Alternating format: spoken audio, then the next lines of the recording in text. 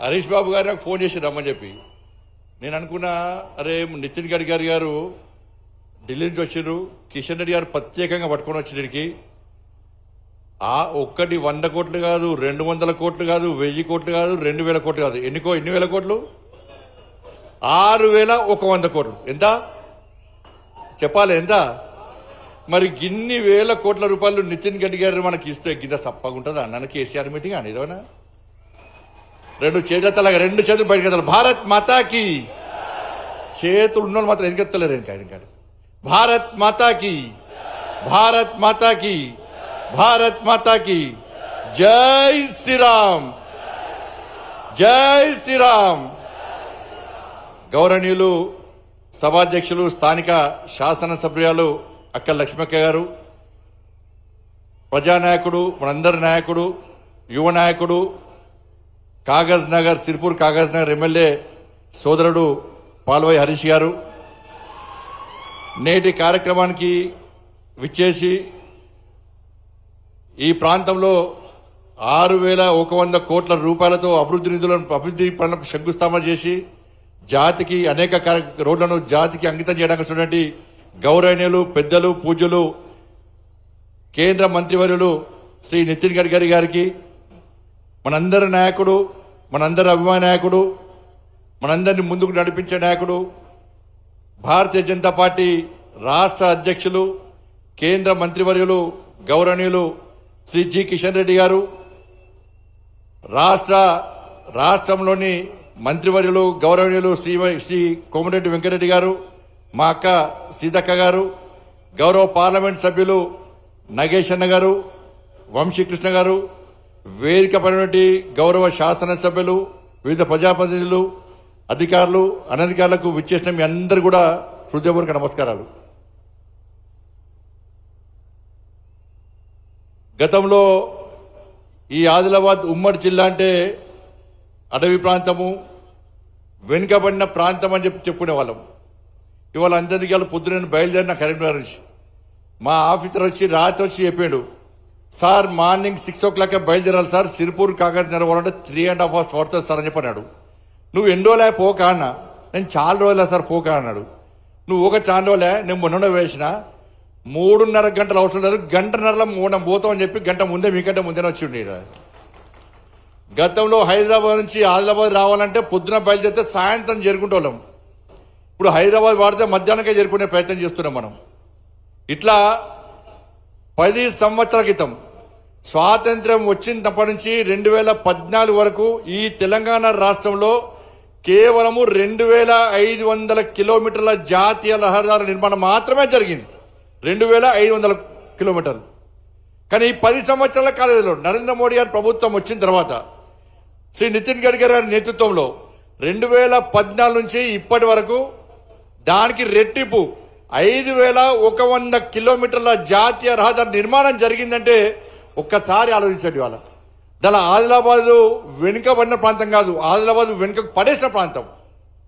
గతంలో పాలకులందరూ నిర్లక్ష్యం చేయడం వలన, గత ప్రభుత్వాలు పట్టించుకోకపోవడం వలన ఇలా ఆదిలాబాద్ ప్రాంతం ఉమ్మడి జిల్లా అంతా కూడా వెనుక పడేసింది తప్ప వాళ్ళ నరేంద్ర మోడీ గారి ప్రభుత్వం వచ్చిన తర్వాత ఆదిలాబాద్ వెనుక పడేసిన ప్రాంతం కాదు, వెనుకబడిన ప్రాంతం కాదు, ఇది కూడా అభివృద్ధి చెందుతున్న జిల్లా, అభివృద్ధి చెందాల్సిన జిల్లా అని చెప్పి వాళ్ళ అనేక కనెక్టివిటీస్, అనేక జాతీయ రహదారులు నిర్మాణం చేపడుతున్న ప్రభుత్వం నరేంద్ర మోడీ గారి ప్రభుత్వం.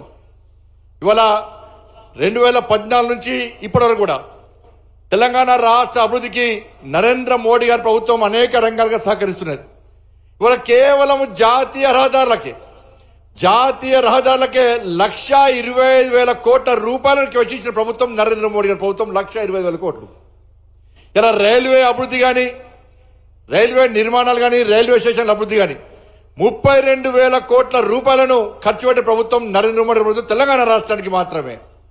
వాళ్ళ 1,50,000 కోట్లతో ఇలా వడ్లను కొనుగోలు చేస్తున్న ప్రభుత్వం నరేంద్ర మోడీ ప్రభుత్వం. ఇట్లా చెప్పుకుంటూ పోతే ఈ 10 సంవత్సరాల కాల వ్యవధిలో తెలంగాణ రాష్ట్రానికి నరేంద్ర మోడీ గారి ప్రభుత్వం ఖర్చు పెట్టింది ఎంత అంటే 12 లక్షల కోట్ల రూపాయల పైగా వాళ్ళ నరేంద్ర మోడీ గారి ప్రభుత్వం తెలంగాణ రాష్ట్ర అభివృద్ధి కోసం, సంక్షేమ పథకాల కోసం ఖర్చు పెట్టిందనే విషయాన్ని మనం గుర్తుంచుకోవాల్సిన అవసరం ఉంది. కాబట్టి ఈ పరిస్థితుల్లో వాళ్ళ నితిన్ గడ్కరీ గారు ఒక మంచి మంత్రి, ఏ ఎంపీ అయినా ఏ ప్రజాప్రతినిధి అయినా కూడా వారి దగ్గర సార్ ఈ సమస్య ఉంది అంటే ఏ వ్యక్తి కూడా నారాజ బయటగారు. ఇప్పటిదాకా వెంకటరెడ్డి గారు అదే చెప్తున్నారు. నేను చాలా సార్లు విన్నా నితిన్ గడ్కరీ గారు కలిస్తే తప్పకుండా కలిసి చేద్దాం, మనం తెలంగాణ రాష్ట్రాన్ని అభివృద్ధి చేసుకోవాలని చెప్పి సానుకూల దృక్పథంతో మాకు సహకరించే ప్రయత్నం చేస్తున్నారని చెప్పి ఇప్పుడు కోమటిరెడ్డి వెంకటరెడ్డి అంటే కోమటిరెడ్డి వెంకటరెడ్డి గారు ఏడుకొని ఎవరైనా పనిచేస్తారు. బోలా మనిషి అన్న కోమటిరెడ్డి వెంకటరెడ్డి అన్న ఈ లోపల ఏముండదు, కుల్లా మనిషి కోమటిరెడ్డి వెంకటరెడ్డి గారు. ఏ మంత్రి అయినా మంత్రిని సంధానించి పనిచేసుకొస్తాడు. నేను మళ్ళీ చెప్తున్నా, ఇలా ఇద్దరు మంత్రులు ఉన్నారు, గౌరవ మంత్రివర్యులు. మా కోమటిరెడ్డి వెంకటరెడ్డి గారు ఉన్నారు, మా అక్క సీతక్క గారు ఉన్నారు.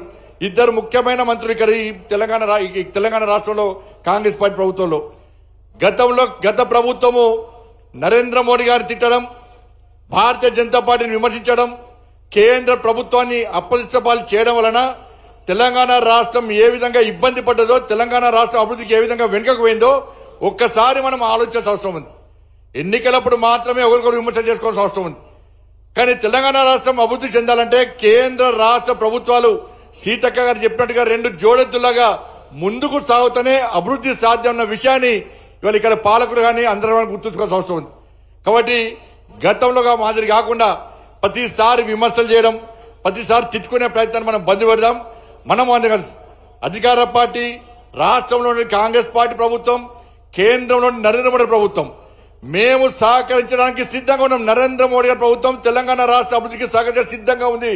అనేక సందర్భాల్లో నరేంద్ర మోడీ చెప్పారు, ఎస్ ఎన్నికల వరకు మాత్రమే రాజకీయాలు, ఎన్నికల తర్వాత అన్ని రాష్ట్రాలు అభివృద్ధి చెందనే ఒక శక్తివంతమైన భారతదేశ నిర్మాణం సాధ్యమవుతుంది. తల్లి భారత మాతను విశ్వగురుస్థానంలో ప్రతిష్ఠించాలి.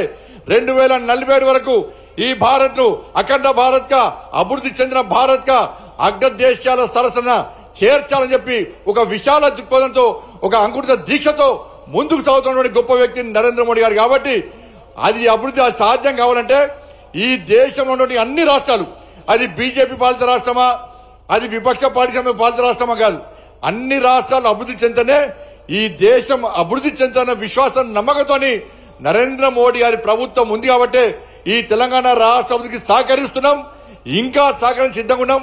కాబట్టి మీరు మేము కలిసి ఇవాళ తెలంగాణ రాష్ట్రాన్ని ముందుకు తీసుకొచ్చిన బాధ్యత ఉందని చెప్పి భావిస్తూ తప్పకుండా రాబోయే రోజుల్లో కూడా నరేంద్ర మోడీ ప్రభుత్వం ఈ రాష్ట్రం సహకరిస్తామని చెప్పి ఈ సందర్భంగా విజ్ఞప్తి చేస్తూ లాస్ట్ కు నా నియోజకవర్గానికి సంబంధించి మీకు సంబంధించి కూడా కోరిక కోరాల్సిన అవసరం ఉంది.